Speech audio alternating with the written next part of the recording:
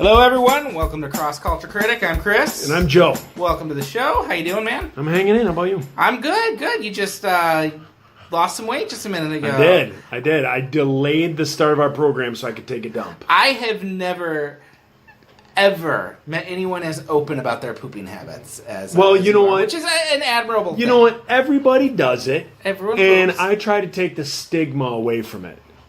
That's probably pretty good. Yeah. So what's funny in life is I find throughout my lifetime, I have found lots of people that feel comfortable enough around me to talk about it. Like, I'll say something, and then it's like the floodgates open. Like, people are like, wait a second, this guy... And then everybody tells me... He poops too. He does. He poops too, and he has bad poops. Oh, he has a 10 wiper, you know? And suddenly then everyone's all comfortable with me.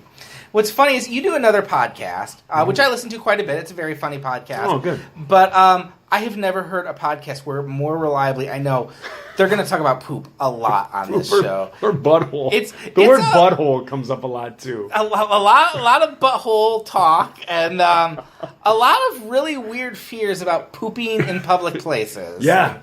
Oh, I absolutely have a fear. My job this week...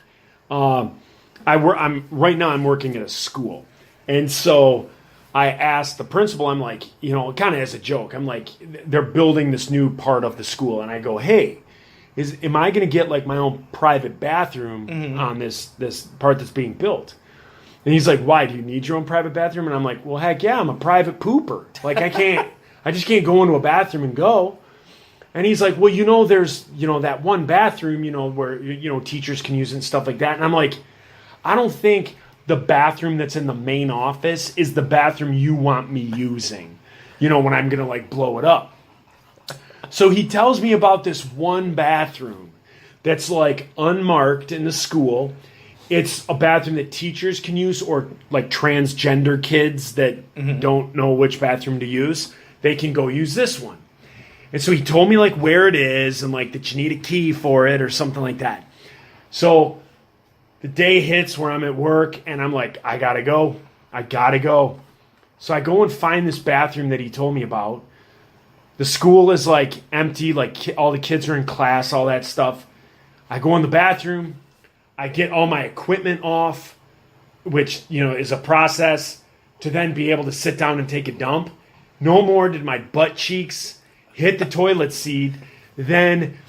I hear about 7 people right outside the door having just a great conversation, cackling, laughing. Sounded like one was giving somebody a piggyback ride.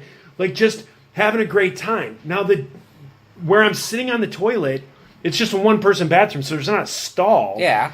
So the door is a good 6 feet away. Like, you can't reach it.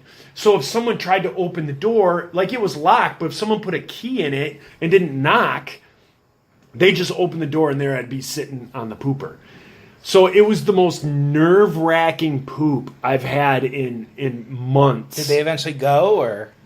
No, or did you? Yeah, I ended up having to stop the train early and close up shop. Yeah, it was awful. It was awful. So, okay, this might get me in trouble with some of our listeners, but it was a conversation me and some of my friends had a couple years ago, since we're on the topic. You think Jesus ever absolutely told Jesus pooped? No, not that. I know Jesus pooped. You think he told poop jokes? Because there's this thing that... Yeah, because they're funny. Yes. There's nothing sinful about a poop joke. Good. That was my thought. Because I heard people... No, he wouldn't do that. No, he never sinned. I'm like, but it's a bodily function. It's not a sin. Like, he wouldn't have made it that funny if he didn't know he was funny. And therein lies the truth. Like, I agree wholeheartedly. Like, God created humor. It's an emotion that we have. Anger, fear, laughter. Like, they're all emotions that he gave us. You know, so...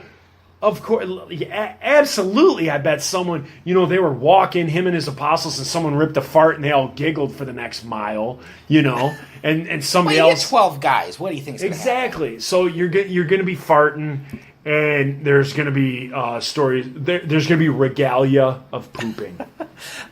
And it's funny, like, I can't stand it when my wife knows I'm even going to the bathroom. Yeah, that's like I hate it. We have one bathroom at our house, and she is so confused as to why I lock the door when I go.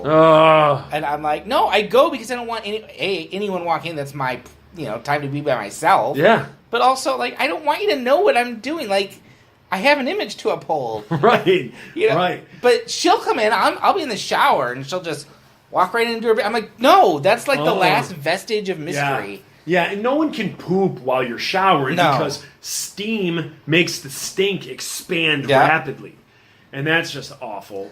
But, like, even you here, like, my bathroom on this floor, my bathroom's on the other side of the house. Mm-hmm.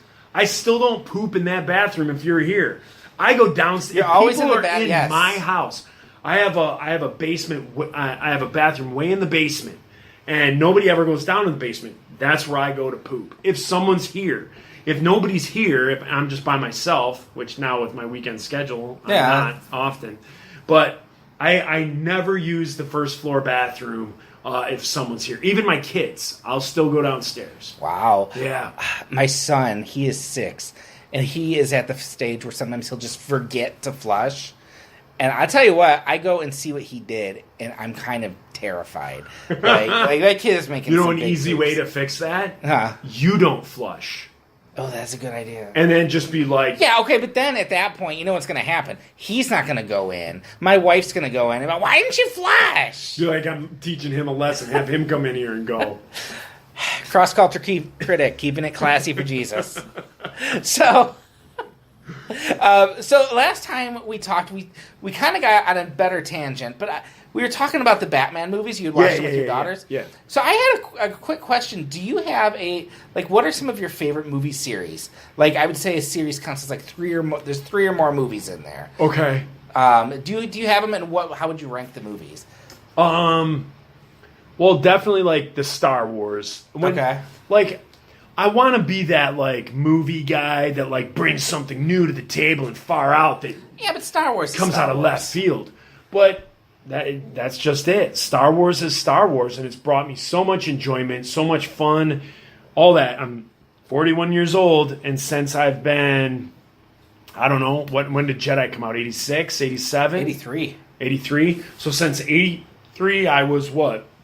77, 8, 9, So since I was 6, Star Wars has been a part of my life, and a big part, whether it was toys, video games, movies, and then as I got older, more toys and all sorts of stuff. And now I do like a lot of posters, and I like owning the movies. I don't necessarily like just like a digital copy of the movie. Like I like to own it and hold the DVD or whatever. I used to be that way. Now that I have kids, I buy digital everything because they're going to scratch it and wreck it. Well, when you buy the DVD, it comes with the digital copy. That's true. So I have the digital copy. Mm-hmm. Every time I open the movie, I immediately input it into my iTunes movie account thing. But I like to have that movie.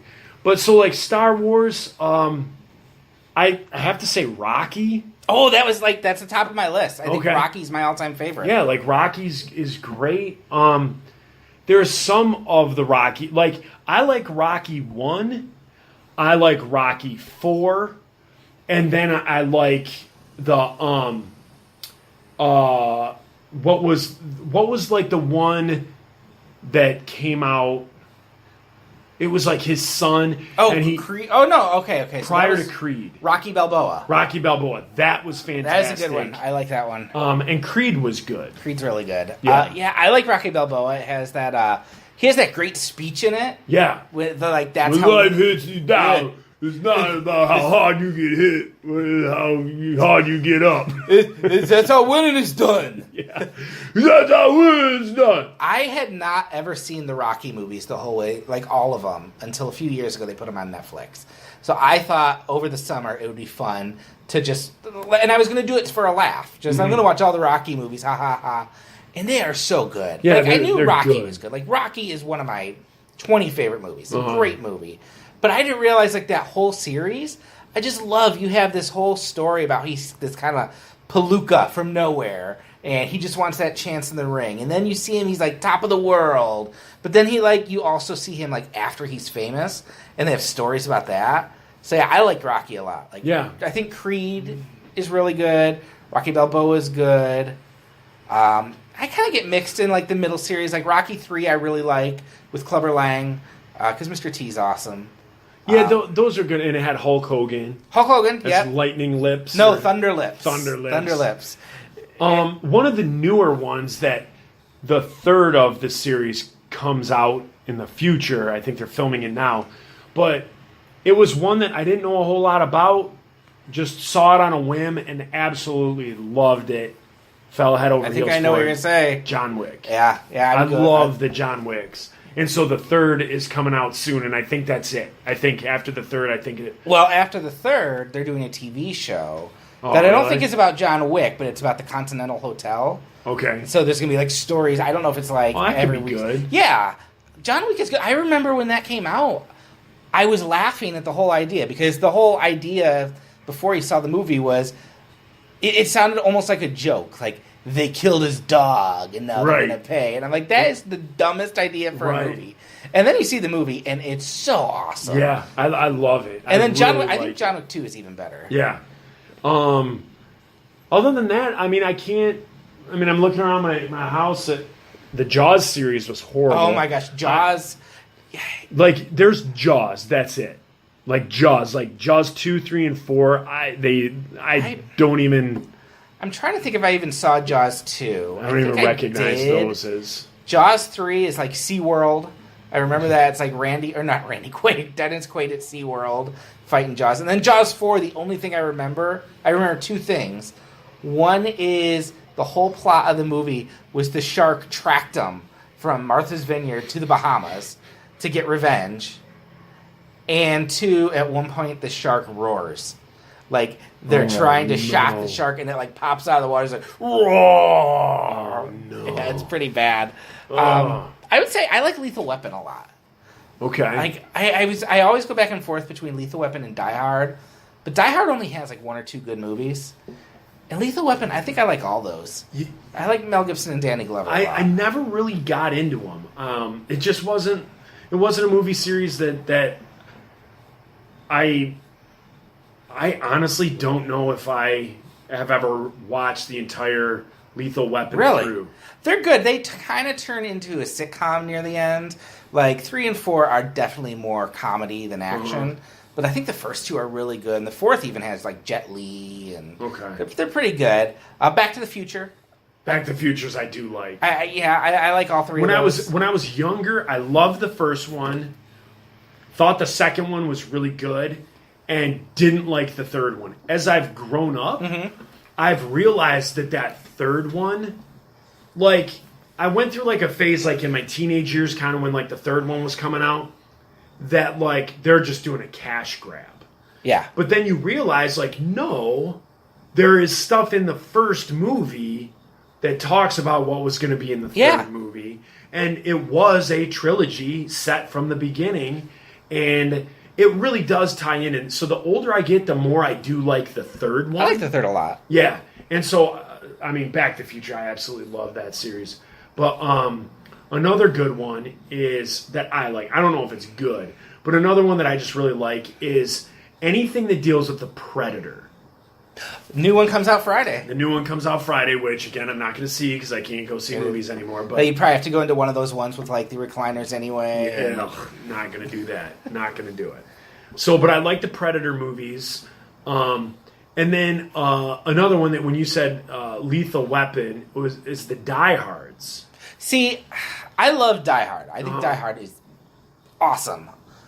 I think there's only one other good Die Hard movie. See, I liked Die Hard, and then I liked the last two that they did. Oh, no, the last Die Hard, where he went to Russia, I hated so much. Did you, like... Oh.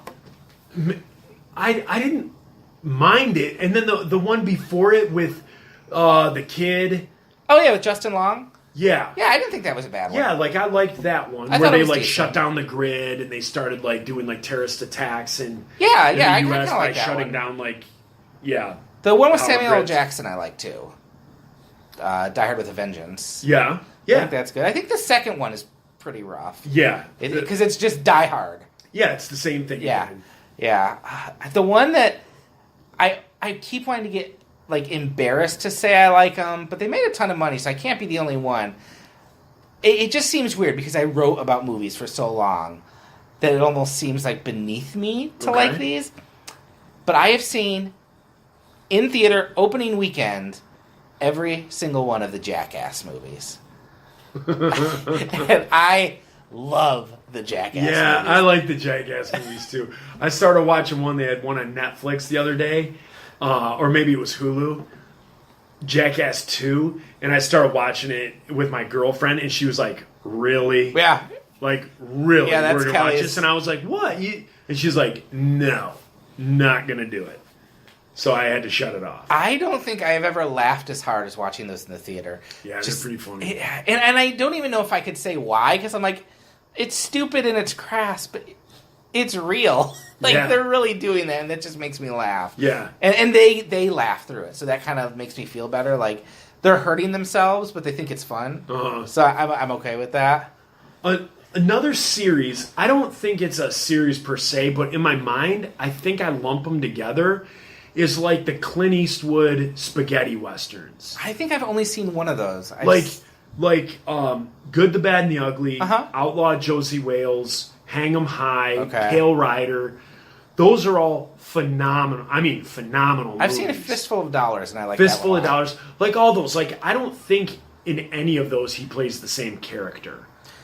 I know Fistful of Dollars, Good, the Bad, and the Ugly, and there was one more in the middle of that, maybe like Fistful More or something like that. Okay. He's like the man with no name, but it's not like a series. It's like kind of just coming in and out of them, kind of like the Desperado movies. Okay. I have to add those. I have a really blank slate with westerns, and I don't know why. I think it's because my dad didn't watch them, so I never grew See, up with that's why I do like those, because my dad, those were like my dad was just always gone and just didn't do a whole, he wasn't around. And so when he was, and like a movie was on, like, it seems like Sunday afternoons, like there'd be like Hang 'em High would be on like TBS or something like that.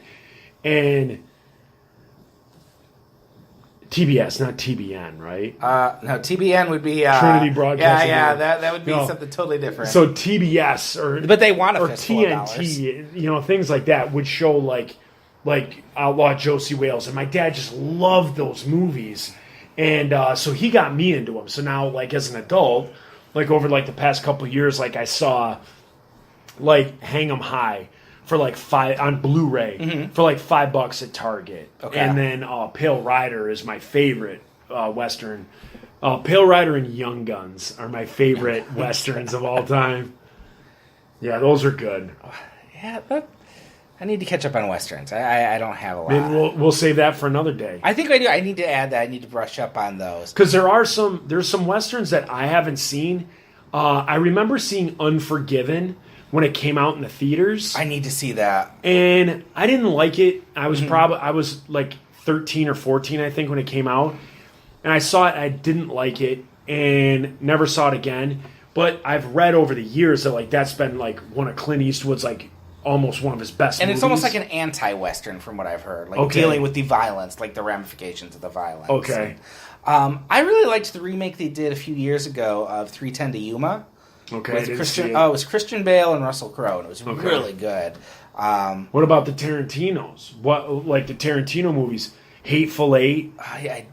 See, Hateful Eight is one. I think I even had it on my top 10 list the year I saw it, and I don't know that I could even go back and see it. I loved it. Everyone in that movie was just so despicable. I know. Like that was a mean movie. Yeah. But I liked it. I like Django a lot. Django was fantastic. Django Unchained, probably up there with one of the greatest Western movies. I loved Hateful Eight. I loved Magnificent Seven. Again, we're talking about Westerns. I don't think I saw that. Yeah. You didn't see No, I didn't get around to Chris Pratt and Denzel Washington. Yeah, Ethan Hawke. I didn't get around to that. Oh, that was a great movie. That's a great movie. I used to be into horror genre, or like horror franchises a lot. Like, I had myself believing once that Friday the 13th was a great series. Uh-huh. So I had some extra money on me once, and I bought the whole box set of Friday the 13th. You never watched them. I did. No, I watched 2 of them, and I was like, "Oh my gosh, these are terrible! What did I do?" Yeah. And but I still like find that creeping into my head. Like I'll be at Target and I'll be, "Oh, Friday the 13th. I bet I would appreciate it now." Yeah. Or Nightmare on Elm Street. I bet that's just a classier Friday the 13th. Right. Right. I mean, think if they redid like a new like Nightmare on Elm Street, the way they do horror movies nowadays, where they're almost like a little bit more real. Like if you did it like The Strangers style, where it's like it's not as like corny theatrical Nightmare. Now, mind you, I know what you're dealing with is a guy who kills you in dreams. Yeah, but he's less of a comedian. Like now he's a comedian. Yeah, and back then it was like such bad like special effects and things like that. And you could do things so creepy nowadays that I think it'd be awesome. But they did a few years ago. They remade Nightmare on Elm Street with They did? oh yeah, who was the guy? Jackie Earle Haley was Freddy Krueger. They did? Yeah, and it was supposed to be terrible. Yeah, Really? yeah, they remade it. It was a bomb. Like, Is the guy's name that you just said, is that the kid from Bad News Bears? yes, he played Okay. Freddy Krueger. You know what? I think I remember that. Yeah. But I don't think I saw it. There's a new Halloween coming out that actually looks really good. I do want to see that. Halloween, I don't think I've ever seen a Halloween movie. First one is good. Every other one is terrible. Yeah. Like, just all those, the first one was good. As any, well, except the Evil Dead series. To me, those movies got better. Like Army of Darkness. I think the second is the best, but Army of Darkness is a lot of fun. I love that one, but Evil Dead 2 is better than Evil Dead 1. Well, I don't know. Evil Dead 1 is good. It depends what you want, really, because like Evil Dead 1 is just straight horror. Like it's a brutal horror movie. And Evil Dead 2 is comedy, like comedy and horror all together. Yeah. And then the third one's more of a comedy. Yeah. But they're still really good. Yeah. Yeah. I got the Army of Darkness poster in my bedroom. Were you the person who went out and bought every single copy of Army of Darkness? Or no, Evil Dead, they would re-release that like every year on DVD. Yeah, they did. I just have I have Evil Dead 1, the Necronomicon. Okay. So it comes in that book. Yeah, I heard that Book of the stinks Dead. after a while. It does. It's oil-based. It reeks. You could probably light a match close to my shelf there, and it'd probably go up in flames. And then I have Evil Dead 2, just a normal set, and then I have the brown bag collector's edition of Army of Darkness. Okay. Have you watched the TV show, Ash vs. the Evil Dead? No, but I have it saved in my thing. Okay. I started watching it. I watched like 1 or 2 episodes, and I liked it, but it was like one of those things I'm watching, and then my wife came home, and I'm like, oh, you're not going to like this. Yeah. So, I thought it was pretty cool. So there's no easy way to make this Sieg, but since we're talking horror, I can kind of delve into the other topic I had. Okay. So I want to talk about something that happened in our house recently, and get your thoughts on it, because I think it's a weird thing that we don't talk a lot about in Christian circles, and I don't know if views have changed or not. And I don't even know what to think about it. So a couple weeks ago, I'm getting ready to go to bed, and my wife was downstairs watching TV, and I'm upstairs, I'm getting ready to go to sleep, turn off the lights and everything, lay down, and all of a sudden I feel like someone is right there watching me. Okay. So I wake up because I want to make sure it's like not the kids or anything. No one's there, so I'm like, whatever, go to sleep. Well, 12:30, we hear something in my son's room, and we hear his doorknob turning, and then we hear him crying. So we go running into his room, and he's sitting in his bed, and he's just got this like terrified, pale look on his face. And we're like, what's going on? He's like, oh, the clothes were like moving around and moving around. I'm like, well, is that why you tried to get out of your room? Huh? I'm like, you were trying to get the door, right? No. I'm like, okay, well, what's going on? Well, there's people, they're in my room, and I can't see them. And he's like freaking out. And I'm just kind of like, okay, you just got to go to sleep. Just go back to sleep. My wife is starting to pick up, like she's thinking something else is going on. So we get him calmed down. We pray with him. We go back to bed. 2 hours later, he starts crying again. We go in there, pale look on his face. there's people coming into the room. They're just standing here, and they're standing here like, well, what do they want? They want me. Dear God. Yeah. Oh, the hair on the back of my neck would stand up. I'm like, okay, well, now you gotta just go back to bed. And I'm starting to get freaked out. So he's like the little Sixth Sense kid. Yeah. So we go back to sleep. 2 hours later, we wake up again. Same luck. I'm just, like, at this point, just give him a hug. It's okay, it's okay. You didn't let him come sleep with you? He laid down. He actually would go, like, try and go back to sleep pretty well when I calmed him down. And no. But, so I go in again. I'm like, it's okay, buddy. It's okay. Why are they here? It's not their house. Oh, my word. I got no more sleep the rest of the night. Oh, so wow. my wife and I keep debating. Like, I tend to think there's usually a rational explanation. Like, he's having night terrors or night paralysis or something. She is, more inclined to think, well, there's something supernatural. There's something spiritual, demons or something like that. Yeah. I don't know what to do with that. Yeah. And I was definitely getting creeped out because there was something there I couldn't explain. But what do you think about all that? Do you? Well, obviously, the Bible tells us, and I believe that there's a spiritual world. There's a whole thing that's going on around us that we can't see. There's all that's going on. But my entire life, I did not believe in ghosts. Okay. Did not believe in ghosts. I still don't believe in everyone else's ghosts. Sure, I'll say that. Yeah. But at the last house, before I got divorced, the house that we were living in Royal Oak, one night, I'm getting goosebumps. So one night I'm watching TV and I see something run down the hallway. Mm-hmm. And the hallway was only about 6 feet long, 7 feet long. And then it goes upstairs, up the stairwell. Boom. I see something run by. I'm like, what the heck? So I go upstairs, I look, nothing's up there. What in the world is going on? I go down. I was working for the Salvation Army at the time. I used to be a night owl, so I'd be up till 2, 3 in the morning because I didn't have to be at work till 10. Yeah. So all of a sudden, to make a long story short, I would be in my living room, and I do not believe in ghosts. I did not believe in ghosts. I'd be watching TV, and I would see a girl. Okay, now it's getting me into goosebumps. I would see a girl that was. I'm putting my hands probably 3 feet tall, 4 feet tall, and she was in a dress, brown hair, like kind of like a headband or a thing, one of those plastic, hair things that girls back in the day would like put in. And she would peek around the corner. This is late at night. Would peek around the corner and would run down the hall and just go right up the stairs. Oh my gosh. God's honest truth. Like, God's honest truth as a Christian believer, as a father of 2 kids. All of this, I swear with my hands on the Bible, on the health of my children. This is all true, what I'm telling you. It's true in my mind, what I saw. And so I would see this girl, like, run down the hallway and up the stairs, or peek around the corner while I was watching TV. Kept it to myself. Didn't want, the kids were really young.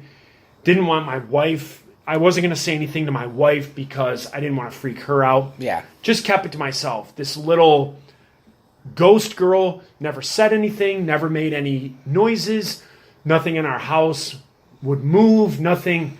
You wouldn't hear, it was only, you'd see her run down the hallway or you'd see her peek around the corner. That sounds spooky. It wasn't as weird as it actually sounds coming out of my mouth. Then all of a sudden one day, my wife at the time, she like comes out and just kind of says like, okay, I'm just going to say this. I think our house is haunted. And I said, yeah, I know. Why? Have you seen the little girl run down the hallway? And she went white as a ghost because she didn't think that I was going to believe her. She described the girl ghost the exact same way. Like my cheeks, that is my creepy. neck. She described the girl the same exact way, doing the same exact things. Oh my gosh. She's like, does she run down the hallway and run up the steps? Yep. Does she just peek around the corner while you're watching TV? Yep. Same thing would happen to my wife. So we talked about it. We made sure we didn't tell our kids because our kids were real young. We didn't want them to get scared. And then like people at like church, like it would come up and she would say what she saw, or I would tell people. So me and her started telling our friends what we were seeing, and it went right back to like no one would believe us. They would think people who are like in your house once a year are trying to explain to you like what it is that you're seeing. Yeah. And it's like we were two 30-some-year-old adults that were in the rooms at different times, saw different events. Like we didn't see the same thing at the same time. We were able to describe it to each other, say 6 months down the road, because she was like, I haven't said anything for a couple of months. I was like, I haven't said anything for like 6 months. And we knew exactly what we would see. I can see the girl right now. I'm thinking of what she looks like. And that was it. But if somebody else told me that they had a ghost story, I wouldn't believe them. I wouldn't believe them. Yeah, I'm the same way. And I think like 10 years ago, if this had happened, like if I knew my wife 10 years ago, I would have been like, you're full of crap. There's nothing. I grew up in like a church situation where we downplayed the supernatural a lot. So like I grew up in the opposite. Okay, and she grew up Methodist, which is probably closer to how you grew up. Yeah. And so they were more open to it. Yeah. And we grew up as believing like, speaking in tongues, done. No one does that anymore. Healings, that doesn't happen anymore. Prophecy doesn't happen anymore. All the spiritual stuff is done. And so I probably try and like rationalize a lot of it. Uh-huh. But I know what happened the other night, you know what I mean? Like, yeah. Like I remember, I heard that doorknob, and I saw my son freaking out.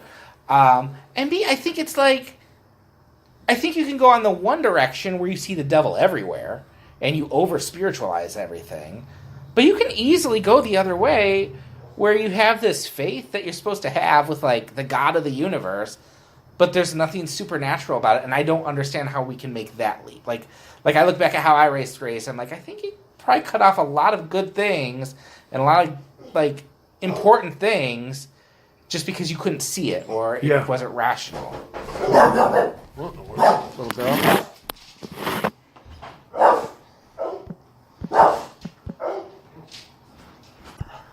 So I'm unpausing. There's a little jump because there was just a knock on your door. Yeah, we're in the middle of talking ghost stories. And the timing on that scared the crap out of me. It was kind of weird. I was like, little girl? Yeah, that was kind of bizarre. But yeah, I think we can I don't know that it's right to discount everything either, and say, oh, there's no spiritual side to anything anymore. Right. Because that doesn't...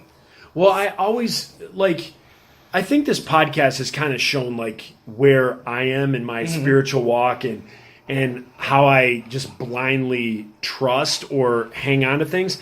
And to me, the phrase like the stupidity of God doesn't even come close to the wisest human or whatever that whole phrase is.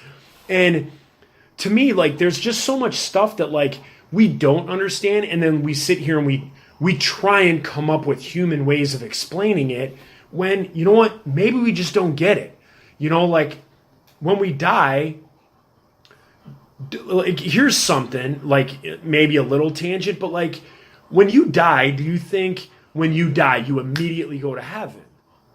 Or do you think there's a time of sleep? Because the Bible says when Christ returns, those will come out of the grave. See, I've been raised to believe that's the body, but that your spirit goes right away. Okay. But I also don't believe there's anyone in hell right now, right? So, like, that comes later. Mm-hmm. So what happens to them? Well, and going with the whole hell thing, like, I remember when, like, Rob Bell shocked everyone by saying, like, he doesn't, there is no hell. There is no hell. You don't go to a fiery thing. And I was like, what? Rob Bell has lost his mind. And I think over the last 2 years, I've kind of thought about it. And I'm like, I don't know if there is, like, I'm saying I don't know. Mm-hmm. I don't know if there is necessarily a hell or if hell is just the separation of God. So if Christ comes back and takes everybody, okay, rapture comes, those that are raptured go to heaven. Mm-hmm. what happens if hell is just we just continue this life on earth? Like, this is hell, paying bills, toiling every single day, working, but we've now lost that connection to Christ. We're in that separation. So am I in a lake of fire? No. When I look up, will I be able to say that, I see the light up there and I wish I was up there? Like you got FOMO. You know you're missing out on something amazing. And that's what life is just, or that's what hell is. It's just like this life, but this separation.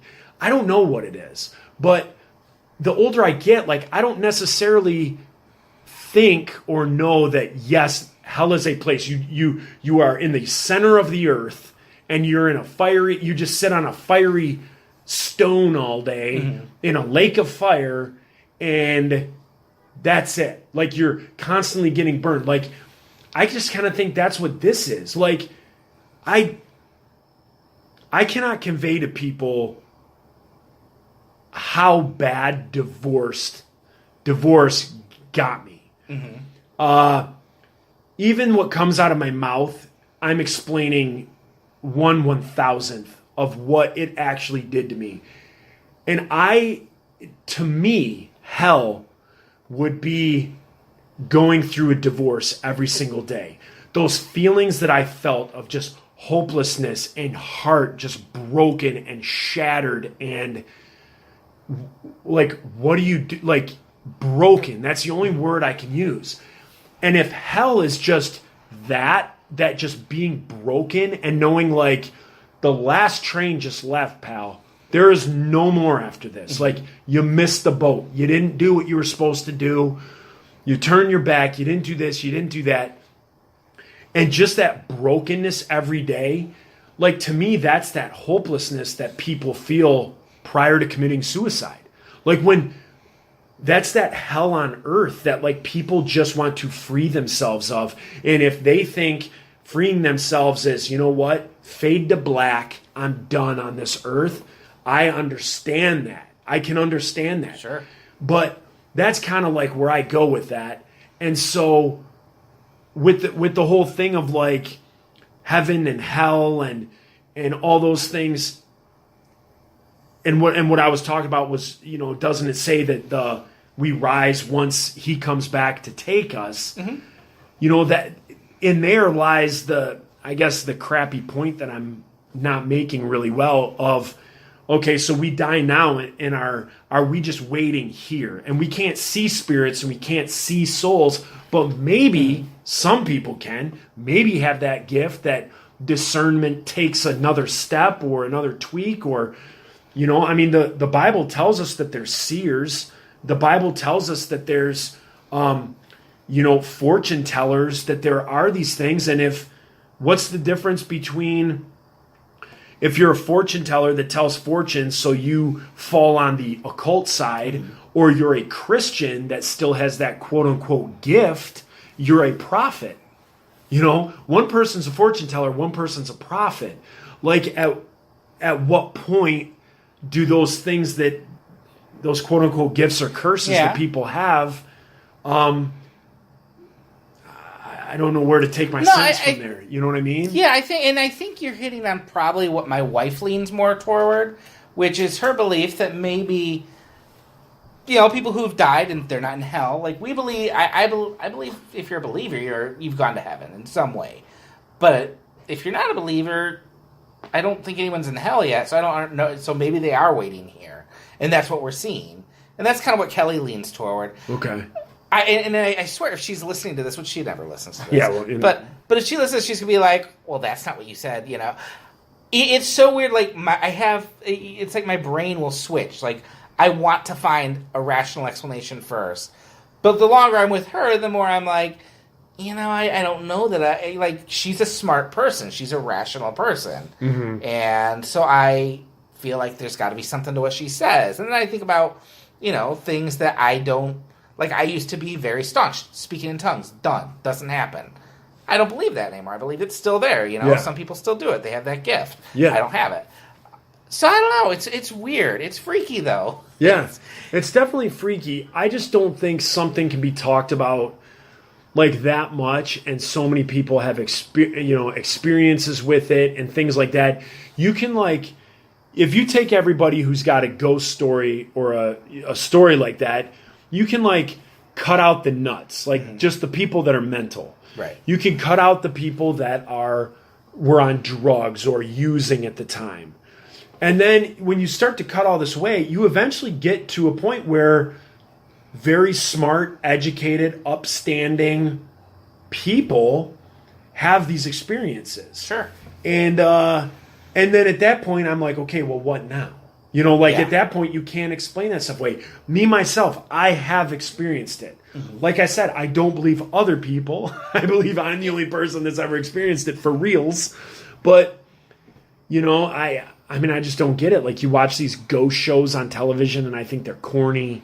And, when they have, like, the thing all the way turned up, the recording all the way turned up, and then they're telling you what the ghost said, and you kind of hear it, and things like that. Like, I don't know about all that stuff. Oh, I can tell you that's crap.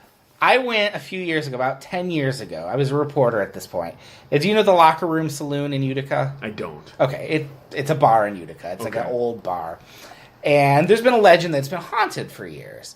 And so one day I open up like our rival paper, and they're like, the Locker Room Saloon is going to do a seance tonight to see whether it's haunted or not. So I was like really ticked off that someone else reported that. So I'm like, well, I'm going to go. So I went to this seance, ghost hunting thing. And I remember we go to the basement of this bar, and they turn off all the lights, and there's this ghost hunter team. And then, like, if you're really still, you might see the aura of a ghost out there. Look, do you see it in that corner? And so we all look, and of course we don't see anything. I think there's too many of you. You scared it away. I was like, come on. Oh, my gosh. Yeah, and then I go up in this room where they start doing a seance, and I'm like, I don't feel comfortable holding hands with anyone and being part of a seance. Yeah. I'll stand out, and I'll report on this, and we'll take some pictures and stuff. These people are holding hands, and the lady's like, I feel like the spirit of the person who died in the fire years ago, this big city fire. They are talking to me right now, which I knew was bullcrap because no one died in the fire. And then she's like, I've channeled so many people. I once channeled Sitting Bull, and I lost it. I had to like duck behind a room. Yeah, I think there's a lot that's like bullcrap. Yeah, but I'm more open now to just saying like I think there's stuff I can't explain. And... Now your son, like. We got to do something about this, though. Because to have a little guy 3 times in the night, saying that they're there for him. Like, are they talking to him? Like, I'd kick into, like, detective mode, do the who, what, where, when, all that. Like, who are you talking to? What did these people look like? What did they say to you? Were they mean to you? Were they nice to you? Mm-hmm. Were they saying mean things? Were they saying nice things? All sorts of things. A lot of times I think with kids, there's also brain development. And I think this is just my corny 2 cents. I have zero basis for why I'm saying this. It's not like I read a study or anything. Joe is a psychiatrist. Yeah. But I think that like as the brain develops, especially in kids, it's developing at a rapid rate. I think as your brain develops, you're going to have little issues like that. Sure. Where like if a cognitive part of the brain or something like that is developing over a period of time, like my daughter, she went through a phase, my oldest, she went through a phase where she sleptwalked every night. Yeah. And then it's done. So like for 2 months, almost every night she was sleepwalking, talking in her sleep, laughing, screaming, yelling.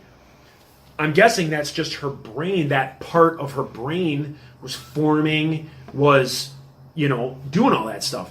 So I'm guessing with your son, hopefully it's that same thing where whatever images, whatever things that he's in twilight sleep or thinking that he's seeing is hopefully, a movie or a TV show or just his own thoughts kind of running. But if he's giving you... Man, my throat's tickling. If he's giving you scenarios that a kid wouldn't know, You know what I mean? Yeah. Like if you're like, what are they saying? And they're like, they're telling me that my teddy bear is mean. Like, okay. That's a kid thing. It's a kid thing. But if, they're coming through and all of a sudden what he's talking about is stuff that's beyond his years. Obama was a birther. Right.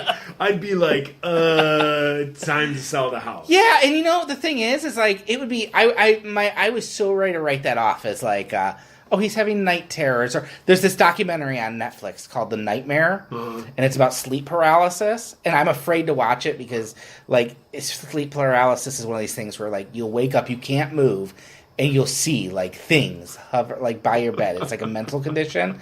But the thing that can cause sleep paralysis is talking about sleep paralysis. Yes, is thinking about sleep paralysis. So I don't want to watch the movie because I'm like, I'll cause it. But so I wanted to say it was that. But then I think about how, like, I went to sleep that night and felt someone, like, right there. Like, and then I heard that door, and I know he wasn't up by the door. So that's kind of what freaked me out. But to bring it on, I think the thing we're trying to do with him mostly is, one, we've talked about maybe bringing someone in to, like, pray over the house and just bless the house, and I figure that can't hurt. None of that can hurt. Yeah. And mind you, we're Christians. Like, the Bible talks there's so many instances in the Bible where they pray for the ground that they're on. They pray that the ground that they're standing on is holy ground. Yep. They pray for all these different things. That shouldn't change. Like, that shouldn't change us as Christians. Like, we shouldn't think it's corny. Yeah. Like, to be like, hey, like... Well, it's not like we're calling an exorcist to say, Right. A lot of times, I don't know if you were, our mutual friend Aaron and Joelle, I can't remember when they bought their house. I think they had a house dedication. Oh, really? And so, I know in my circle of friends, like my church group of friends, that's like a big thing. It's like when you buy a house, you have what most people would call a housewarming party. Right. But your pastor comes in at some point during the party, like everybody just, you pray over the family and you pray over that house. Like you pray that this is going to be a house where, children are raised to, to love God, to fear God, that, pornography will not set foot in this house, and that, this evil or that evil, we ban it from this house. And I think we as Christians, like, I don't look at that as corny. I look at that as, obviously that's prayer, that's real. And if the angels are listening and the angels are around this house protecting it from any of those things that I pray for, awesome. But if you don't pray for it, you don't get it. You know? Yeah. So it's that type of thing that, like, I see that as a, as you as the father and the spiritual leader of the house, like, absolutely, I would pray over the house. I would pray over the room. Now, you probably might not have to go, like, in an exorcist movie where you need to get, like, holy water and sprinkle all over the house. Right, the power of Christ compels you. Yeah, like, I don't think you got to do that stuff. I just think the open heart, asking God to just, make everything legit is totally honest and is totally pure by what we as Christians believe. Sure. And I think the other thing it's shown, last thing it's just been, like, we've been really stressing with Mickey, like, don't think about that. Think about the fact that God is bigger, he wins. Yeah. And at the end of the day, you run to him, and you run to us, but we run to God too, and so that's bigger. And that's been he's kind of taken to heart that. Like, we tell him that, and he goes to sleep. And something I just remembered now, what I used to do with my girls when they were too young to know better, they would get scared. Is there something under the bed? Is there something? I went to the store and I got, like, Airwick, like lavender air spray. So lavender, like, helps, aromatherapy, helps you sleep anyway. The girls couldn't read. And so I just, I took it. And so every night I'm like, the monster spray. And I would spray under the bed, and I would spray in the closet, and then all of a sudden there's this nice smell, and the girls are like, thanks, Dad, and boom, they were out cold. That's a good idea. And so I did that until like, I think the can ran out, and by that time they were kind of like old enough to where they were just like, they never asked me about it, nothing. It just fizzled out, and I didn't have to keep doing it. But for at that time, when they were, like, scared to go to bed, they saw, Raid. So they saw, you spray this can, those ants die. You spray this can, those wasps die. you spray this can, the monsters die. That's a good idea. So in their little minds, that was monster repellent, and all it was Glade or Airwick air freshener. Then he got older and he did the Major Payne, like just shoot the closet. He in there, he ain't happy. So, all right, well that brings us to the end. We will be back next week. Yes. And Joe, have a good one. You too.